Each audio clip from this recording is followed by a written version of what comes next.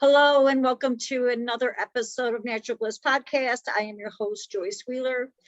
And I want you to know that over on majestictarot.com, you can get the free checklist for a better quality of life holistically. That's for free. So go to Majestic Tarot and pick that up. I still have the summer special going on at heavenlybodieswellness.com for the salve and the soothing cleanse. So go ahead and get that. And I just started something new recently where I'm doing Zoom meetings for holistic health, virtual meetups. And that's on majestictarot.com under events. So you sign up for that and you will get nothing but notifications about those meetings, who's going to be on, what we're talking about, et cetera, et cetera. So go check that out. So today I have with me Margaret McNellis, and she is MFA. MFA. She is a bard, a book coach, and wise woman. Her debut novel, The Red Fletch, came out in 2021.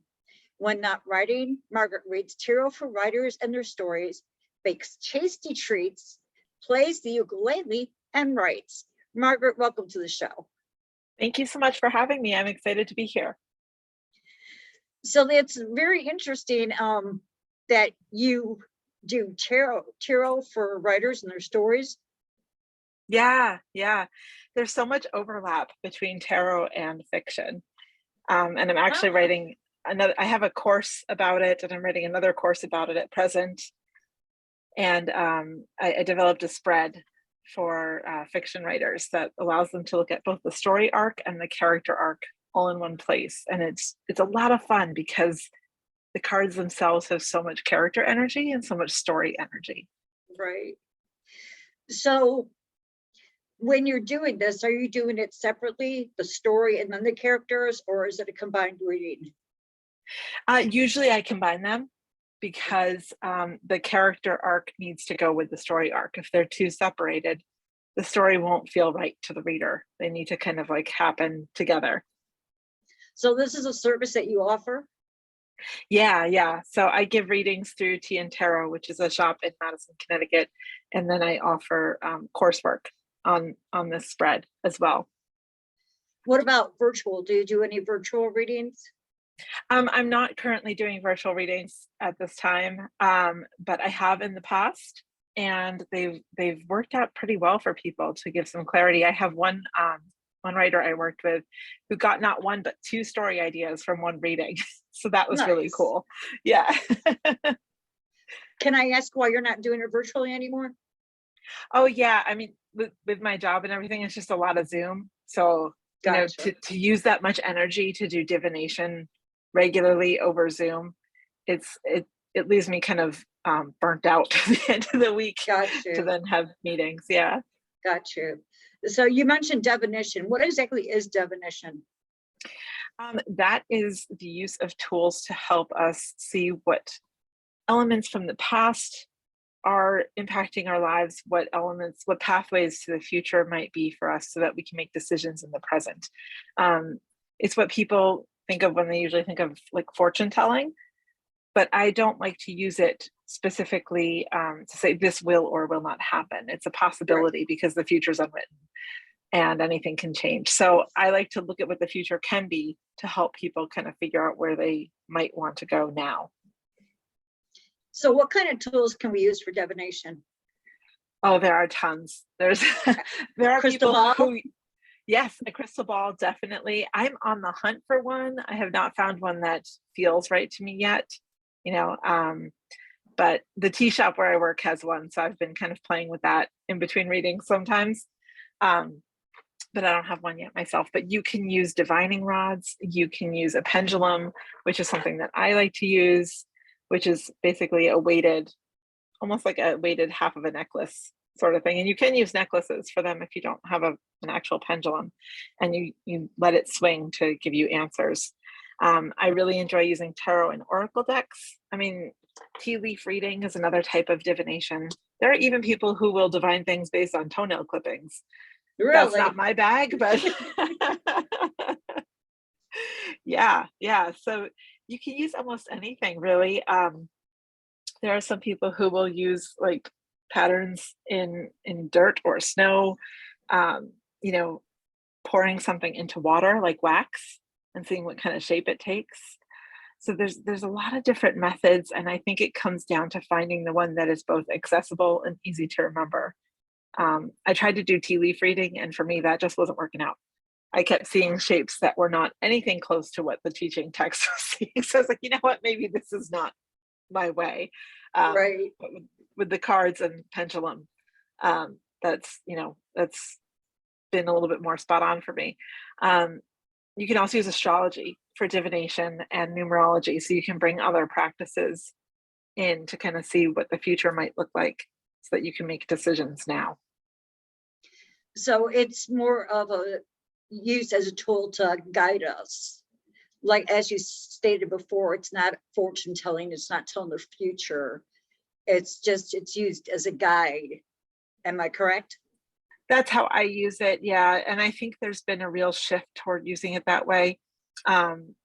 Over many centuries, it was used as fortune telling for sure. But I think, we live in a culture, at least in the US and parts of Europe and Canada, the culture is shifting a lot more to people having their own agency.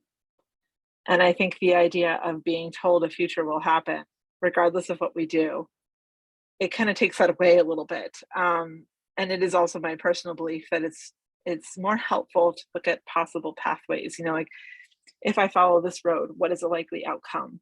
And I might pull cards on that. And it's like, all right, so if you don't like that, you can change something on that road in order to avoid going to that outcome. Or if you do like that, follow these steps. And, there you go. It leads to that. So I think the art of divination is changing a little bit to suit more modern sensibilities as it becomes more prevalent in today's day and age. So do you think more individual people are doing this for themselves rather than going to somebody like you? That's a great question. I think it's a little bit of both. I talk to a lot of people who say that they read for themselves, but they also like to get a reading from someone else on a regular basis to kind of, touch base and just get another person's perspective. So I think, it can be a little bit of both, but I definitely think more people are reading for themselves as well. There has been a real shift since the pandemic started, really, of people being more public with using the divinatory arts. Interesting. And yeah, like witch talk appeared on the horizon. And I'm not really a big user of TikTok, but I am aware of it and of the trend, which, I think in some ways is good because it creates acceptance and empathy for this approach to life. So, there has been a rise of use of these pathways. And I think that people are using them on their own, but also still seeking input from a practitioner as well. I know of a number of people who read, and like you said, they'll ask for somebody else to read for them, or one person says she can't read for herself. Yeah. I know a lot of another, people in that boat. Oh, sorry, go ahead. oh no, that's fine. I have another friend who calls me to ask my pendulum questions, and she said that she can't use the pendulum because she knows she's controlling it. Mm-hmm. A lot of people struggle with that, and I've had people say to me, aren't you just moving it? And I said, well, of course I'm moving it. It's micromuscular movements in tune to my intuition, but I'm not sitting there, like swinging it like this. Right. I'm holding my arm and hand very still, and it's moving. But it's not like some silent wind is blowing on it, But yeah, I know a lot of people struggle with that. It's kind of like how, if someone else touches you, or if a bug lands on you, it can tickle. But if you touch yourself in that same spot, it doesn't necessarily tickle because you're doing it. Right, exactly. So with the pendulum, yours is copper, which yes. I think is awesome because copper is very conductive. So Thank you. that's like amazing. And when we first talked and you held it up, it was just like swinging and in the yes motion. Like, so I don't know what it's saying yes to, but you know, it's a good thing. So yours does, because it's made out of copper, it doesn't need to be cleansed. No, it does need to be polished occasionally. It does get tarnished. In fact, in looking at it, I can see it's time. And usually what I do is I just make a mixture of white vinegar and salt, and it just buffs it right up, and it turns into this gorgeous shining, almost like the color of this brass. I don't know if you can see that well. So it just becomes this beautiful, like, golden color. Right. And I want to say to listening audience that the pendulum that she has is very unique. I've never seen one like that, and I have 4 pendulums. But the thing is that if you get other pendulums that are actually crystal, they do have to be cleansed. And I do not recommend polishing them the way that Margaret just mentioned, because they can get damaged. So now what about energizing it? Do you put it out in the full moon? Will it absorb the energy of the moon? I mean, it's conductive. Yeah, it definitely will. Sometimes I'll put it in a little bit of soil if I want to get some earth energy into it, if I know that I'm going to be asking it very practical questions. Sometimes I'll use the moon if it's more, intuitive based questions. I also have a selenite, some pieces of selenite that I'll put near it as well, so touching it, so that it can, just if I need to just like have a clean slate sort of thing, and get that energy into it. Or if I want moon-like energy, but the moon isn't in a phase for charging, then I'll use the selenite as well. But yeah, I store it in a little wooden box. So I like to keep it kind of connected to the earth because it's copper anyway. So anything that kind of, gives it that essence all the time. So is that the only pendulum you have, or do you have others? I have an amethyst on a silver chain as well. I don't typically use that one for myself a lot. I will use that one for others.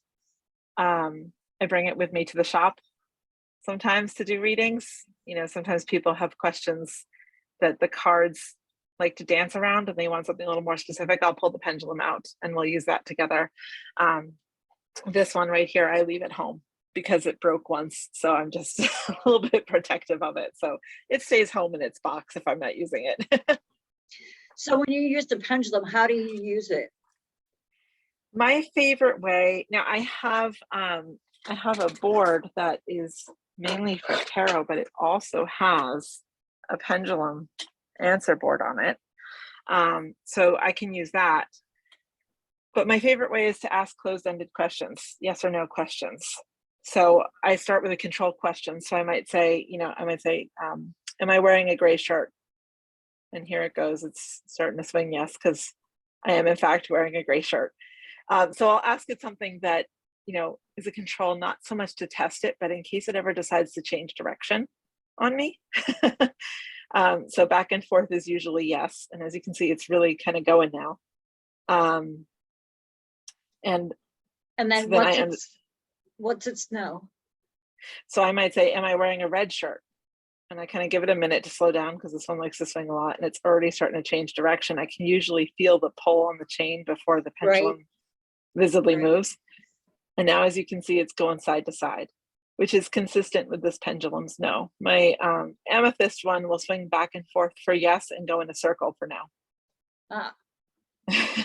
So they have different movements that they like to make. But this one is now showing no because I am in fact not wearing a red shirt.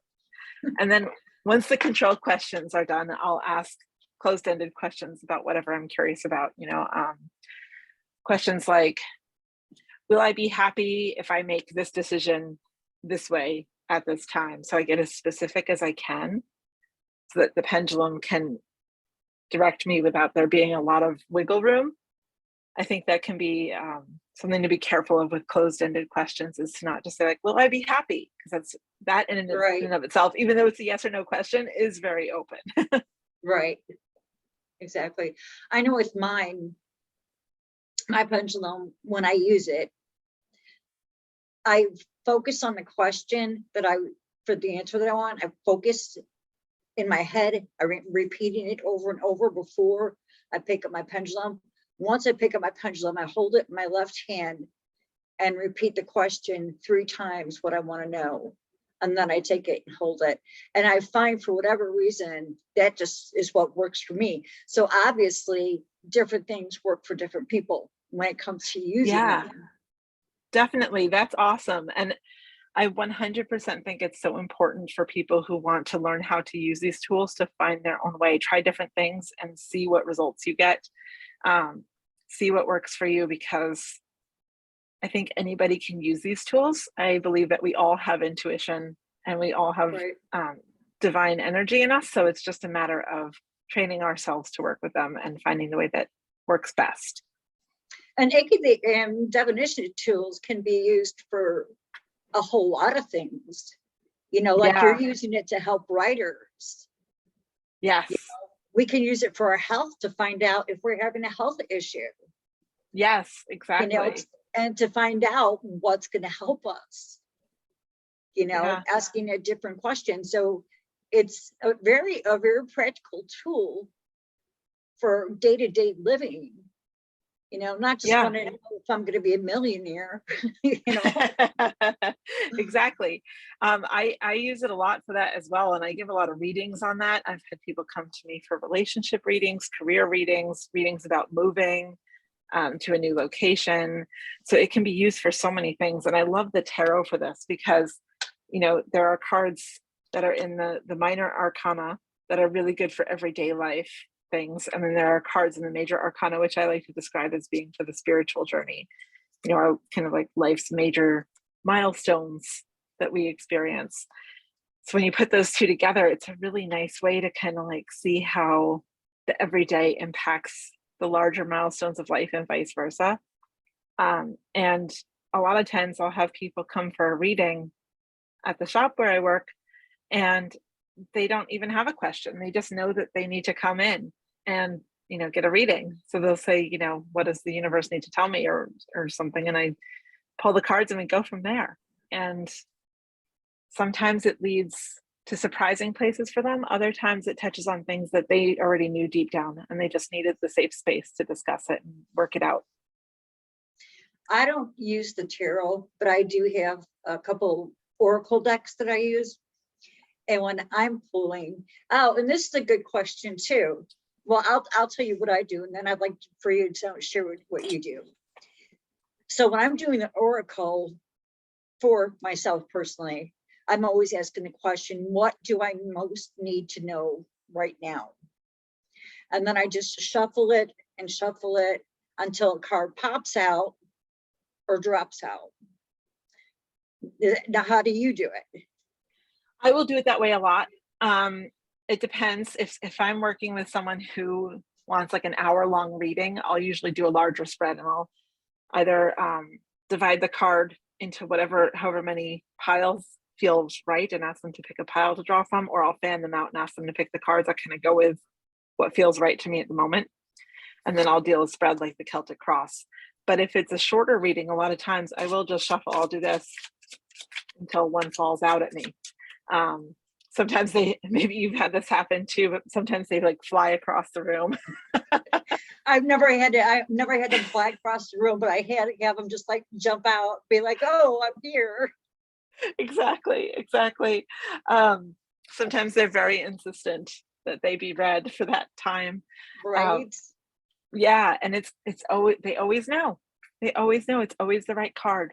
I've never had a situation where someone is a willing participant in the reading where it's not the right card. I have had people who were like press ganged into getting a reading by loved ones, and they can kind of sometimes sit there like it's like talking to a wall. And you know, those cards is kind of just like it doesn't always resonate with them right away, but anyone who's coming in who's seeking a reading, the cards are always spot on. So do you get a lot of naysayers? Not many. I did have one person come in and they were with a larger group, and they said, you know, this person's going to try to test you. And I was like, oh, fun. Good. I so love that. I don't love that. But what ended up happening was the cards that came out very quickly kind of got them onto onto believing that the cards had something valuable to give them. And we ended up having a very meaningful conversation, the two of us. So, I think it's very common for people to come in with doubts if they're new to it, if they haven't been read before, or if they've had a reading in the past that didn't go the way they hoped or the way they wanted. Or been pressured by somebody. Yeah. And there are people out there who will draw cards and say, you're cursed, and for $500 I can clear up your curse. That's not at all what I do. That's horrible. I know, right? It sounds like a scam to me. That's exactly how I feel. If I come across someone who I feel is under a crossed condition, I would tell them ways for free to get out of it. Like, who wants to leave someone in that position, right? But mostly, I would say 90 to 95% of the people I read for are eager to have a reading, and it can be very, very fruitful. They usually leave feeling heard, feeling seen, having a direction to go in next, which that's fantastic. That's why I do it. Because I could just sit at home and look at the cards all day if I want to, because they're pretty. And I do have a tarot and oracle deck addiction. How many tarot decks do you have, and how many oracle decks? Oh, I haven't split it up, but between the two of them, I have almost 40. Wow. But I know someone who has over 100. So I always tell myself, as long as she always has more than me, I'm okay. My friend does readings, and she's got a bunch of decks, both tarot and oracle. I've just got the 2 oracle decks right now. That's nice. That's what I have. I'm interested in getting more. Yeah, it becomes really, really addicting. And in fact, some friends of mine at the tea shop were considering starting like an internal take a deck, leave a deck, a deck swap. Cool. Yeah, because sometimes you get a deck and it's like you think it's going to resonate with you, and then you open it and it just doesn't. And it might be perfect for somebody else. So it's nice to kind of pass it on. When you first said that somebody had this idea, I thought it was like a tarot deck addiction get together. I guess it could be a little bit of that too. Hello, my name is Margaret.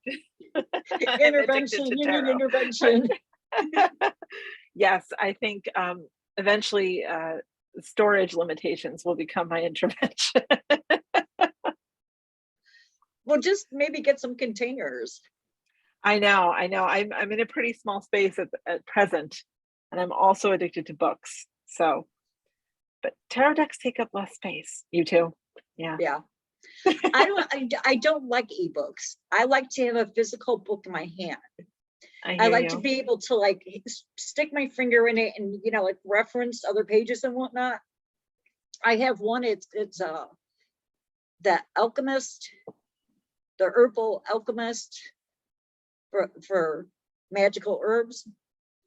And it's really cool because it's got the zodiac signs in there, and then it's got the moon phases in there, and there's planets in there. So I'll be like looking over here and referencing over here, and with the ebook, you can't do that.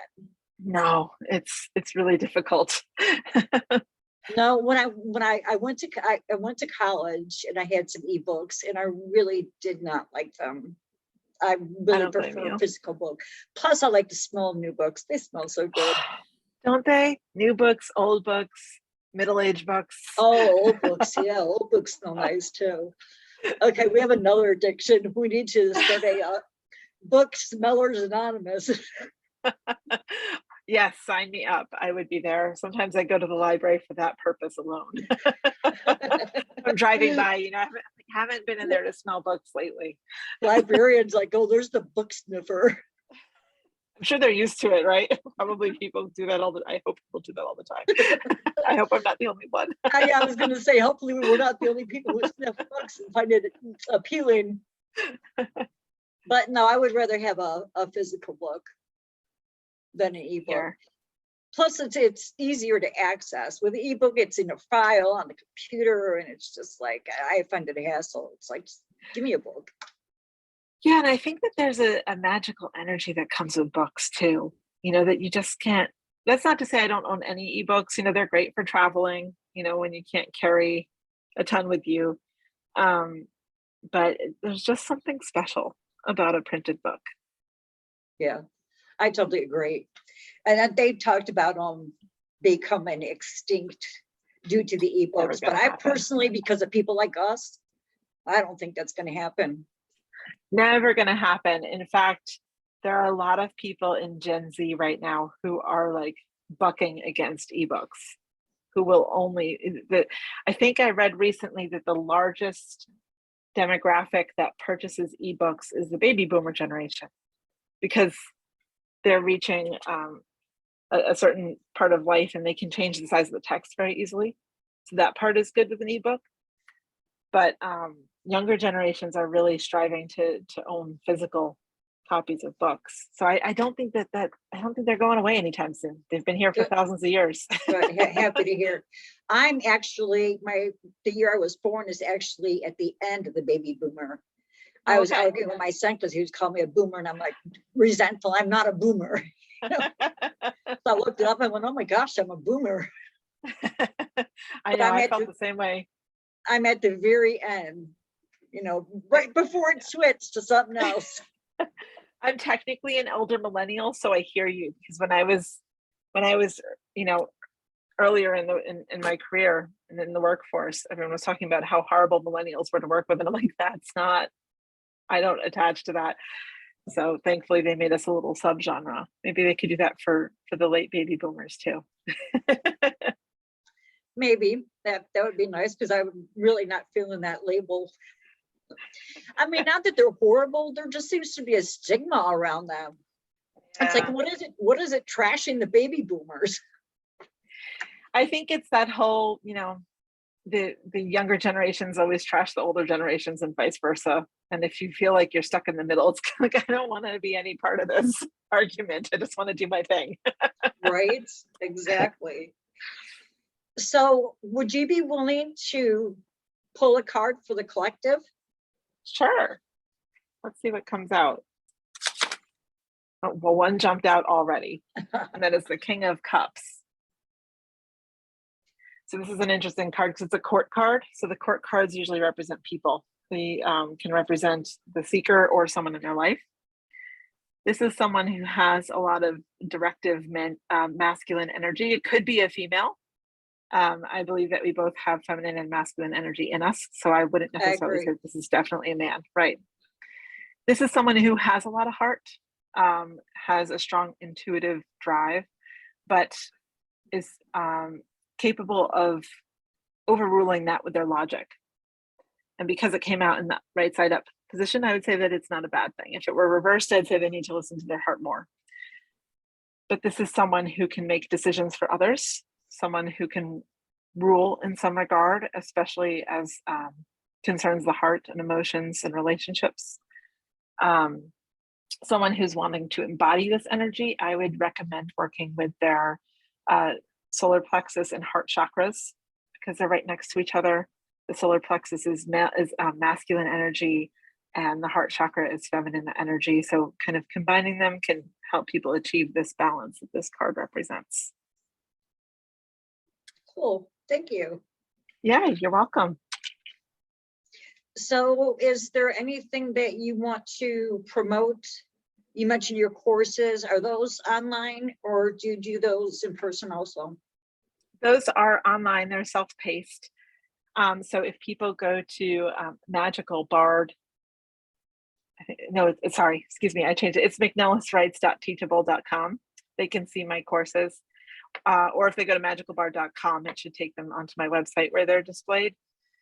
And I have a few. I have a free one called Are You a Magical Bard, which just kind of helps people decide if they're in a place where they want to weave writing and witchcraft together. And it goes through different ways that can be done. Everything from divination to kitchen witchery. And then I have my course, Your Next Book. It's in the cards, and that's where I share my 9-card spread, as well as some book coaching tools. So I've kind of woven those together in that course. And that is entirely self-paced. That one is not free, but it's very robust. It has a lot in it. It goes through the entire spread and then through the book coaching tools to use with it. And it has some exercises to do along the way. It also includes a quick guide to understanding what the tarot cards mean.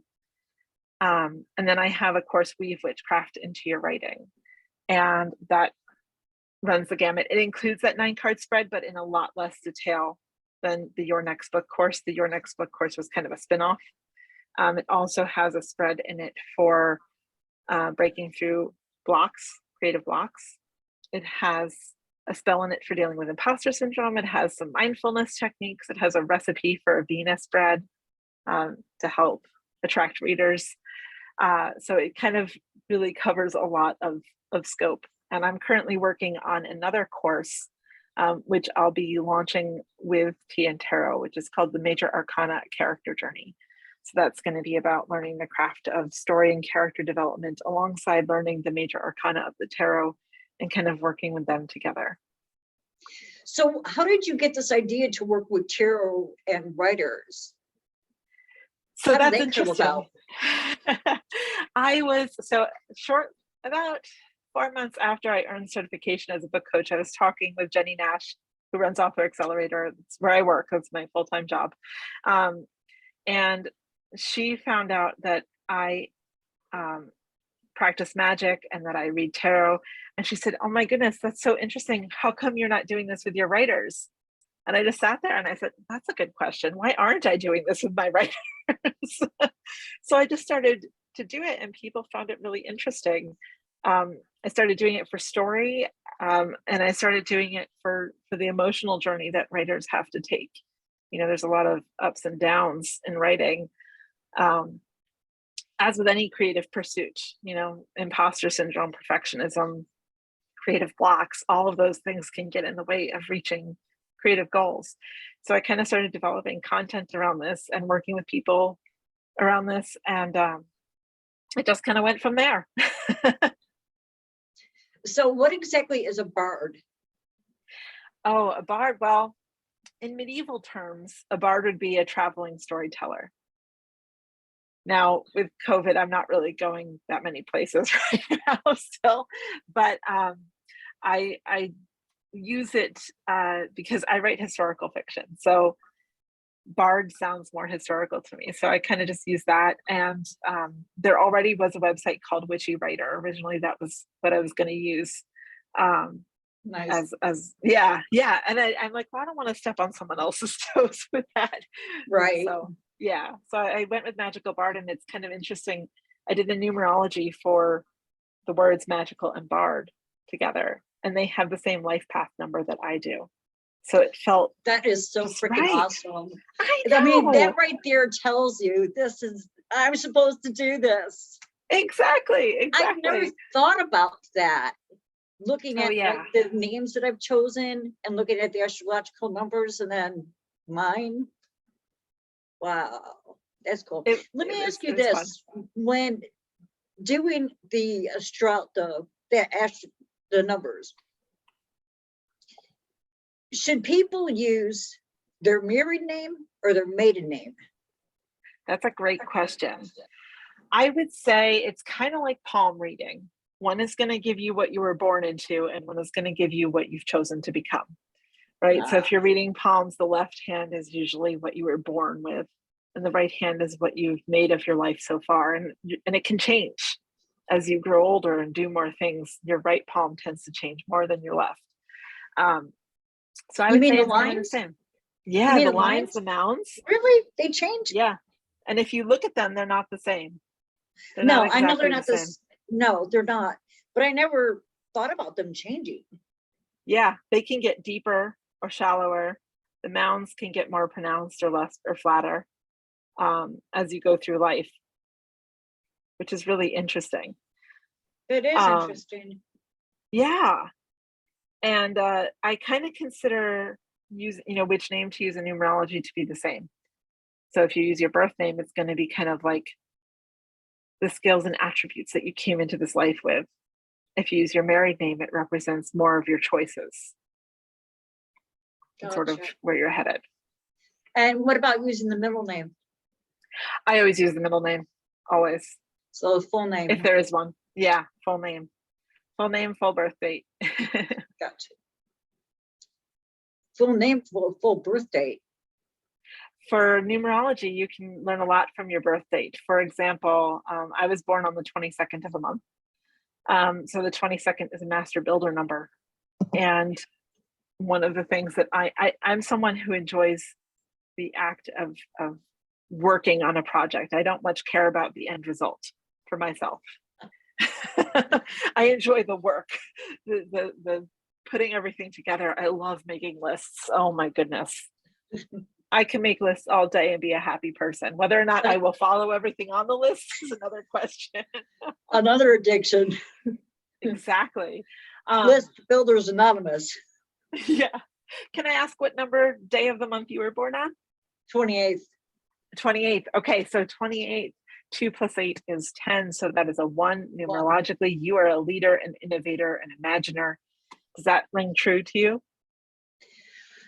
Well, the leader part, I don't know about that. Okay.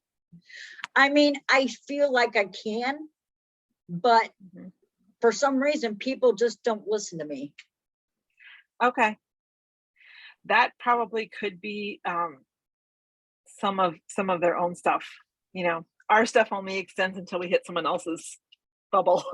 Right. Yeah. And sometimes people aren't ready. This is true. And that's fine. Yeah. That's fine. But, don't act like I'm not here. Oh, I agree completely. Everybody should at least be acknowledged. But yeah, some people are just not ready. I've turned away writers before if they weren't ready to be coached, because it's not going to be worth it, and it's not going to, for them, and it's not going to be worth it for me. If someone is pushing against change that much. So I think, having the ability to lead versus actually leading are two very different things. Well, I was a Cub Scout master. There you go. Only because nobody else would step up to do it. They were starting a new pack and where we lived, and the man from the Scouts came to talk to the parents and the boys at the school, and it's like all these boys were interested, but when it came time for someone to step up to be a Scoutmaster, nobody would do it. And I just didn't want to see these boys disappointed. They seemed so excited about wanting to do this. So I was like, okay, I will. And there you go. I've recently learned from a friend of mine just how much work is involved in that. It's a lot of work. Well, and as a Scoutmaster, you have to go for certain certifications. Like to take the boys camping, I had to go for a training because there's a lot that goes into it. Like I cannot have somebody else's son come and sleep in my tent. Right. Even if my children are in there. Yeah. There's just very, very strict rules to protect the children. Yeah, that makes sense. That makes sense. Yeah, and then like the whole going camping, I had to do another course for that. But that was fun. I enjoyed that. That's good. Yeah, so I guess I was also a VBS coordinator. I've been in various teaching positions. Well, I homeschooled my kids. Okay. So I actually was in our support group at one point. I was one of the leaders. There you have it. I didn't like that term. I wanted to be something else. Yeah. I don't remember what I said, but when I was asked to do it, I was like, I don't know, because they're looking for somebody. And once again, nobody's saying anything. Everybody's just kind of like, well, no, what's on the floor over there? I think I got some dirt on my shoe, just looking around. Everybody wants the bus to make all the stops, but they don't want to drive it. You know what? I'll tell you something though. I feel like being in the homeschool leadership position and even in the Scouts has given me the ability to do this podcast and to be able to speak in front of people. Because I'll tell you something, the first time I got up in front of those people at the homeschool meeting, I was like, shit. My daughter told me, she said, Mom, your eyes were darting around like you were crazy. Because I hear ya. Huh? I hear ya. Yeah, because they say to like look at the crowd, look at different people, but apparently I was like, You're looking for the exit, right? Like how to make it out of it. but of course now years later, I'm totally comfortable with speaking in front of people. I have no problem with that. Plus, I do events, so I'm speaking to people all the time. Yeah, So there you go. it doesn't bother me. I didn't kind of have a hard time with like doing YouTube videos and Facebook on my own because I'm so used to doing podcasts and having somebody to interact with. Right. It was kind of like, okay, how am I going to do this? But I've done a couple. I've done some by myself. So I'm interested in the witchy writing. Well, can you give us an idea of what that looks like? Yeah, sure. So it's the way that the course is structured, some of it is for the book, some of it is for the author, and some of it is for entering the marketplace. So it kind of follows the writer's journey on all three and working through those. It uses numerology and astrology, like the student gets to see like if they have this sun sign, what does that mean for them as a writer? What are their strengths? What are their weaknesses? What kind of stories might they be called to write? It goes through using numerology for characters. It goes through how to put together a spell to help with writing, which is a lot of fun. Really? And it has a sample spell that people can use. Although in the course, I definitely recommend that people write their own because it's just so much more powerful. And I think people tend to be more comfortable with their own because it has their energy in it and not someone else's. Like spell books are great. They can be fun when you're just getting started. But I think to go from that to creating your own spells it just adds your energy and it's so much more comfortable working the spell.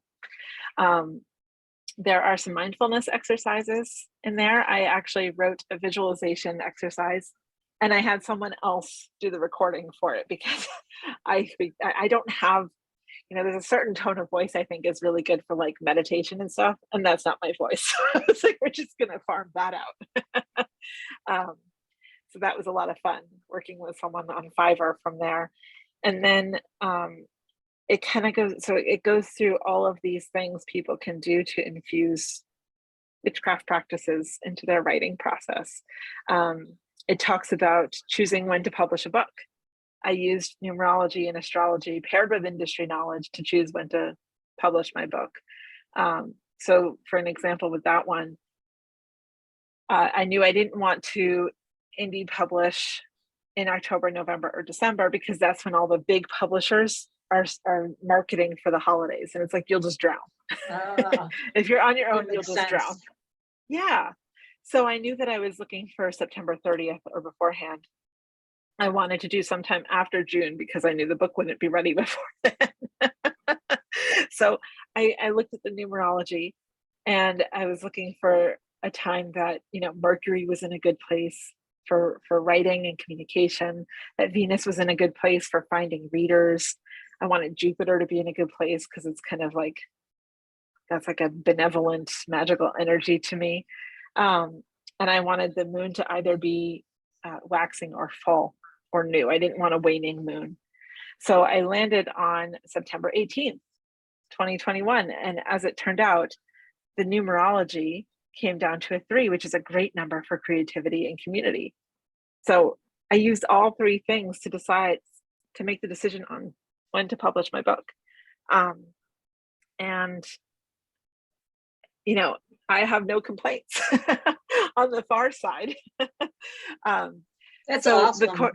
Thank you. So the course kind of goes through that, and it gives my 9-card tarot spread. It gives my 5-card oracle spread for breaking through blocks. It talks about using other divination methods, and it just kind of leads the writer from being curious about incorporating magic to having a whole toolbox that they can use of methods that they can pick and choose from. That's very interesting. I'm actually in the middle of writing a book.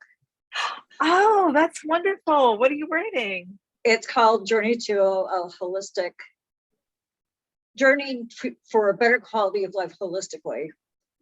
Wonderful. So I'm just like, I made an outline of all the topics that I want to cover, and I'm just kind of putting them in order, just giving people an idea of how toxic our world is and giving them the tools for an alternative.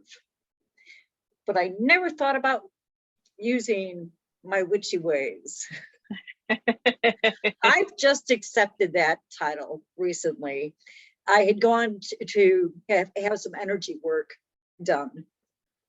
And she was like, "You're a witch."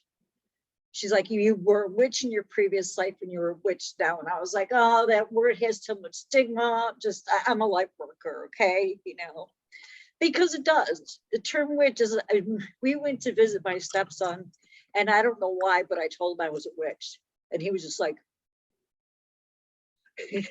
mouth open, eyes wide, you know. And I had two books with me. I had the Green Witch, and then I had the one with the alchemy I was talking about. And he was like, no, he didn't even want to look at them. And it's like, people have such a warped idea what being a witch actually means.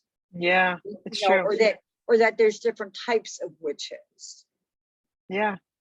You know, we're not ugly. I like to think not. We don't eat little children. No. In fact, I'm vegetarian now, so I don't eat anything that is an animal. I like meat, but I'm not gonna eat kids. I mean, I have four, so, and they're happy and alive. They made it. And so, and it's really funny too, because we get together on Thanksgiving because my son from Illinois, he comes to visit. And we always play games. We love playing games as a family. Well, my middle one, who is the game guru, who always makes sure that we have the entertainment, forgot to bring something. So he found this app on his phone that was like, who's most likely to? Well, the question came up, who's most likely to be called a witch? And they're all like, Mom. Oh man. I'm like, yeah, no. okay. It is a loaded term. It is. It really is. Again, you know, there's so much stigma behind it. Mm-hmm.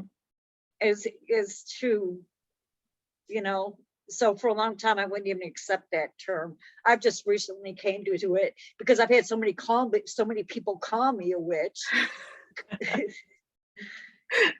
You know, yeah, it's like at that point, all right, right? Right? Okay, fine. I'm a witch, you know? But you said it, not me.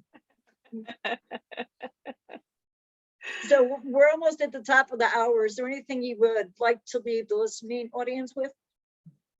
Yeah, I would say just, don't be afraid to try divination and trust your intuition. And if you go to a practitioner and you get a weird energy from them, it doesn't mean that they're bad, but maybe you're not meant to work with that person at that time. So listen to your gut. If you go in and you feel like you're in a safe place, then you may get a message that you need from that person that day. But if it doesn't feel safe, back out. Right. And if you're interested in divination for yourself and you would like a pendulum, head on over to heavenlybodieswellness.com. I've got a variety of pendulums there. Plus, I also have a velvet mat that is similar to what Margaret showed with the different things on there. So that's over there too. So until next time, y'all just keep on shining your light. Thanks for listening. Remember to like, subscribe, and we'll see you next time. Thank you so much.